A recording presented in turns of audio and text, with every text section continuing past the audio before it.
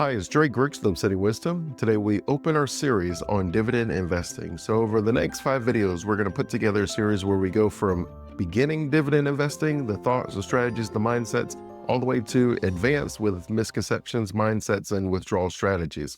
In today's video, we plan on answering 5 questions. We're going to answer what is dividend investing, what are dividends, what is dividend yield, how do I choose a dividend-paying stocks, and what is a dividend reinvestment plan, or sometimes referred to as a DRIP? So when you start with the first question is, what is dividend investing? Basically, we're looking at companies that are making high profits. And when you make high profits as a company, you normally reinvest those profits. Think of the early goings with Amazon, where they would sit there and they would take their profits and they would reinvest in what? Their infrastructure, their cloud sourcing. They start investing in cars so they can start shipping the products themselves. And they're even investing in drones because they want to be able to give you same-day delivery. These are all part of research and development. It's very common in growth companies in the early going. We're trying to get market share so that we can take over the market and be the household name. Eventually, what will happen is you become a mature, stable company. As we mature, we now don't see the need to reinvest as much anymore. Even Amazon, even though it's in the early goings of its company's existence, we can still see that they don't have as much to reinvest in. Imagine once they have same-day shipping with drones, they have people delivering with their own car fleet, and they have all these warehouses that are up, and they even have some other things as far as their video service and different things. Eventually, Amazon is going to sit there with a lot of money. They've invested all of the money in the company. They have all these products and services to offer. And now they're like, well, what do I do with the extra profits that we're generating? Oftentimes, those companies then decide, I will share these profits with the shareholders, the owners of the company. It would be the same if you and I had our own company where we start a company and the company is generating revenue. We reinvest in a lot of things because at the beginning, we're kind of wearing 15 different hats. We're doing the accounting, we're doing the compliance, we're doing the bookkeeping, we're doing the logistics, we're doing a little bit of everything. So once we have some opportunities, we may reinvest in better equipment. We may invest in adding people to the company, which then naturally means that we probably need to invest in some sort of training because they're not quite as good as the founders of the company. Well, eventually we're going to have this stable company and a whole bunch of money, and I can't spend it all. And so what we'll do is we will try to gain interest from the average everyday investor, because the main goal that we have, once we kind of have the market share and we have the stability and the continuity plans, we're basically trying to make our company as sexy as possible so that we can measure ourselves by how much our stock price increases. And by offering a dividend, by sharing in the profits with the investors, that increases the likelihood that people want to buy your stocks. Which leads us nicely into the second question of the fundamentals of dividend investing, which is, what are dividends? And when we talk about dividends, we already talked about it from the tax perspective, which is it's investment income. It's income that you are generating. We know that 65% of self-made millionaires have at least 3 streams of income. So this could be one of your streams of income. Ideally, what you're seeing is the company is sharing its profits with you. If the company is sharing its profits with you, and they've been doing so for a while, we know that there is a certain streaks that these companies like to go on, because as we just mentioned, if I'm giving a dividend, if I'm sharing in the profits of my company, people really like to invest in these. It's just another stream of income. I have my capital appreciation where I bought the stock and the price of the stock goes up. It'd be no different than if I bought a home and then my house appreciated and then I sell my home. But I don't have to sell my home or refinance it to be able to have access to the equity and growth of my property. I could also rent it out. And rental income is very similar to the idea of dividend income, where I don't want to sell the property. I don't want to sell my stock, but I do want to be able to access some of the profits, some of the equity that it's been generating. And so what a successful company will do is they will pay you out that investment income, that dividend, on a regular basis. When you invest in companies that are paying a dividend, it gives you the ability to access that equity indirectly because the company is sharing its profits, but now you have the income coming in and you didn't have to sell the stock. And a lot of people like that. I didn't want to sell my home. I just wanted to rent it out so I can keep the property. I didn't want to sell my stock. I just wanted the income stream. So now I have the income stream coming in.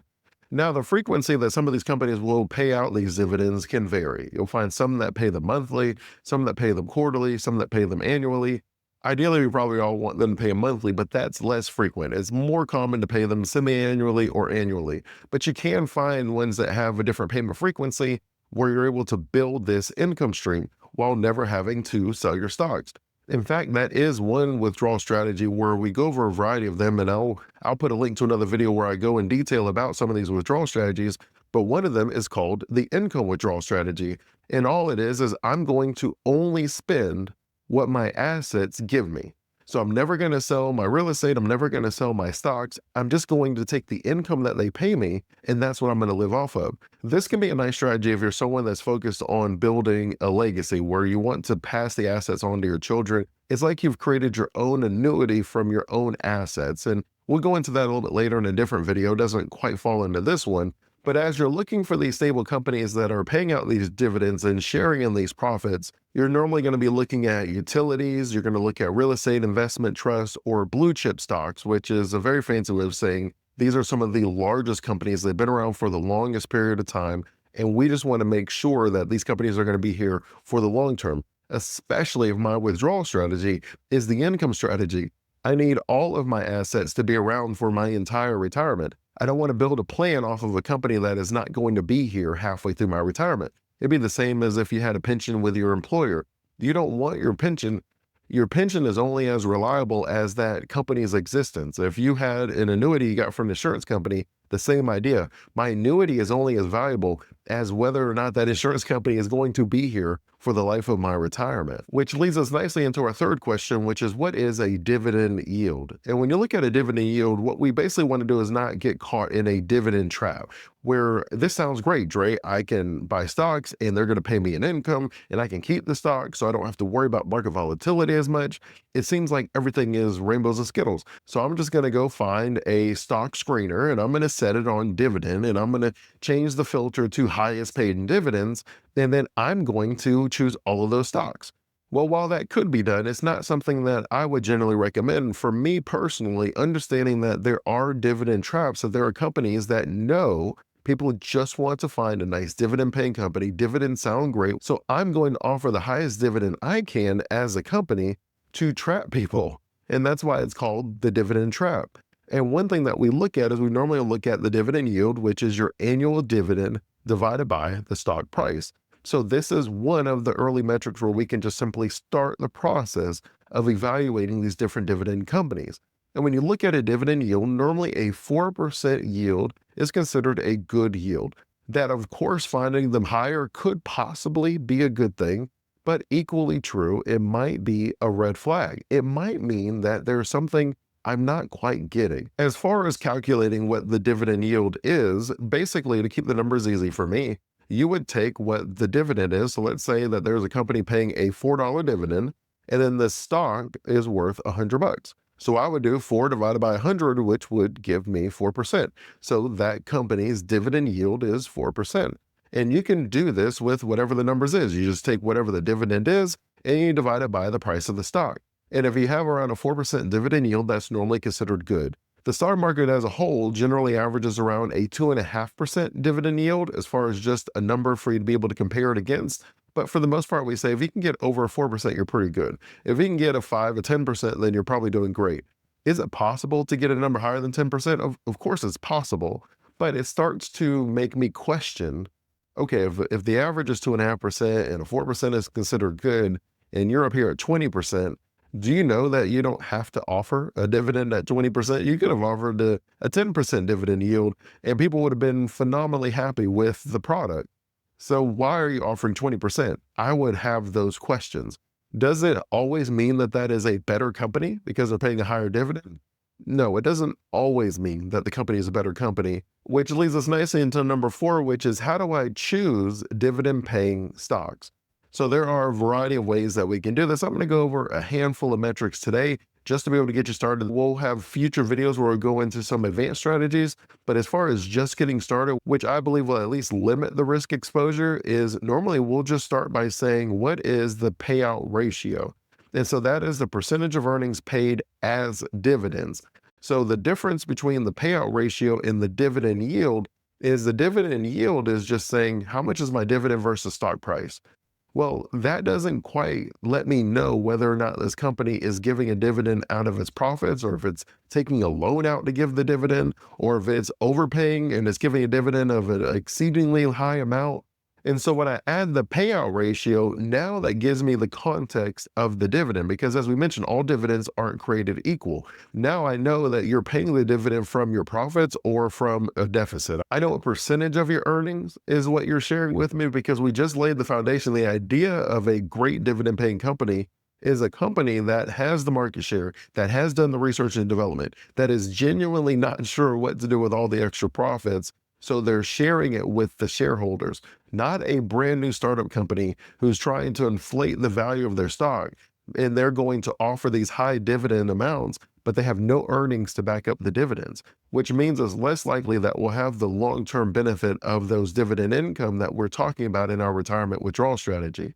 Normally what we'll say is if a company is giving higher than 50, 70% of its earnings as a dividend, we'll normally say that might be a cause for pause. Sometimes things are too good to be true. Or we'll sit there and say, I found this amazing dividend paying stock. They're sharing 70, 80, 100% of their earnings with me. Well, at some point I'm sitting here asking, if you're giving out all of the earnings, do you have no ideas? Like you literally don't have any ideas? Like I'm almost questioning the quality of the investment team.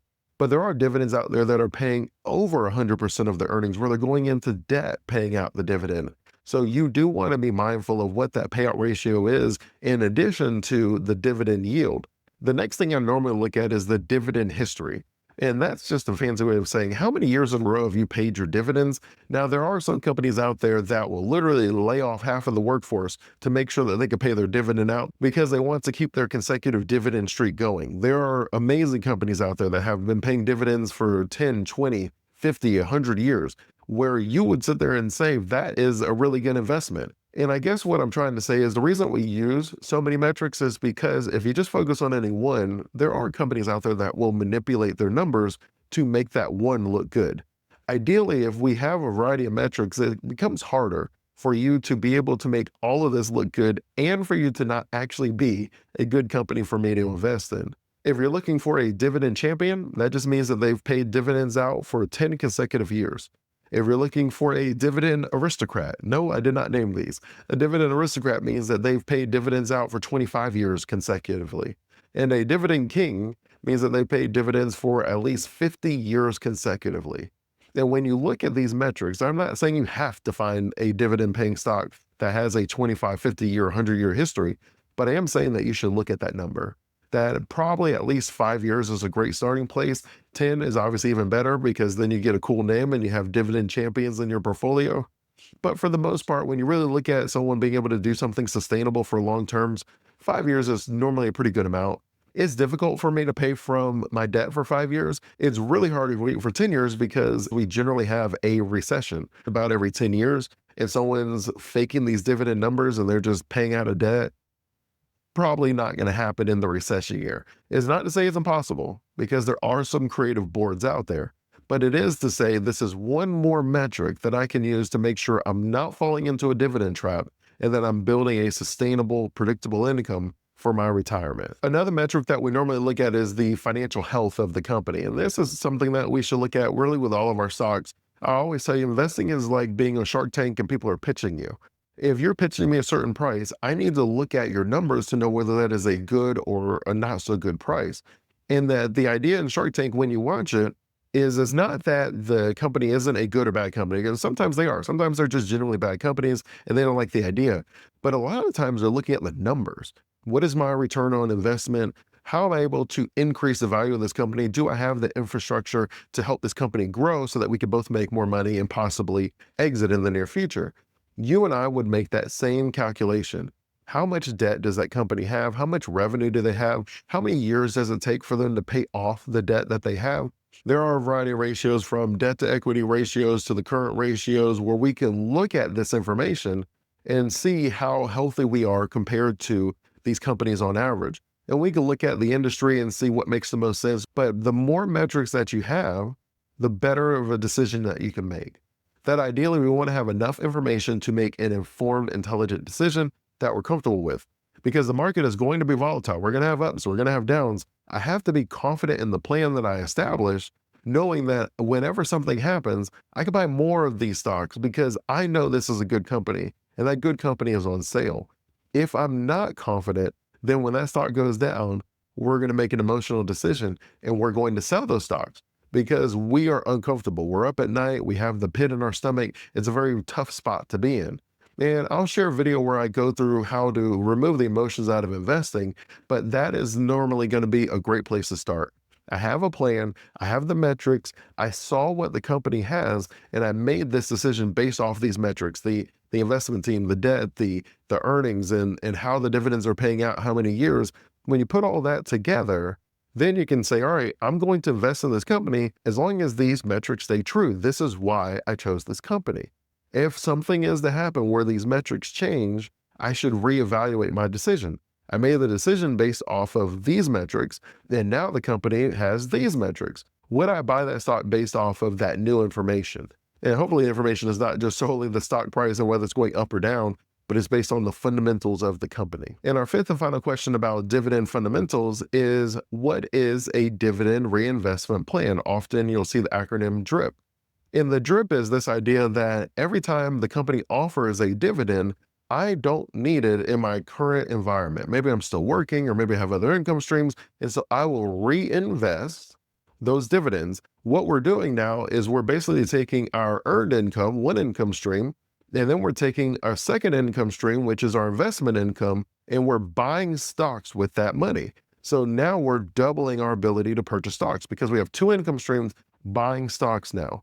And then that obviously gives us the ability to appreciate our investment portfolio more.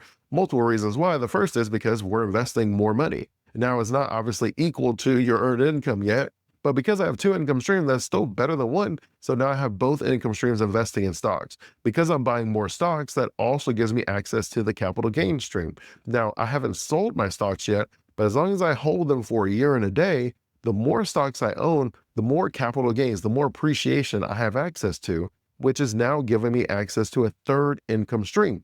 So I have the dividends coming back from my investments, and then I also have the earnings that the company is appreciating, and now I have my earned income, and it all kind of works together to where you'll see that you're able to grow your portfolio much quicker when you use the DRIP strategy, when I reinvest my dividends instead of taking them out as income.